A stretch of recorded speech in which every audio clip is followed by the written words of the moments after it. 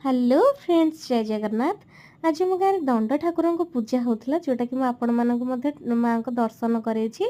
जो थरे कि आपण जदि जानि नथिबे जानि रखंतु, एथिरे माँ काली एवं प्रभु शिवंकर पूजा होता है।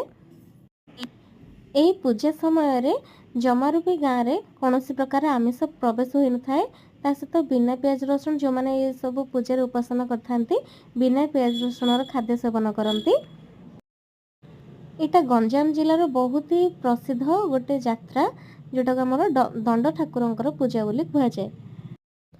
सेवक मैंने बहुत निष्ठार सहित ये पूजा को करती। दिन में गोटे थर ही से खाद्य सेवन करती। आउ बहुत ही भल गोटे गुड भाइब आसे। बहुत प्रत्यक्ष ठाकुर सब वर्ष ये पूजा हुए। तो मुझे चाहिए आपण मानक माँ को दर्शन करने। दर्शन करंतु और आपण जीवन सुखमय हो। जय जगन्नाथ।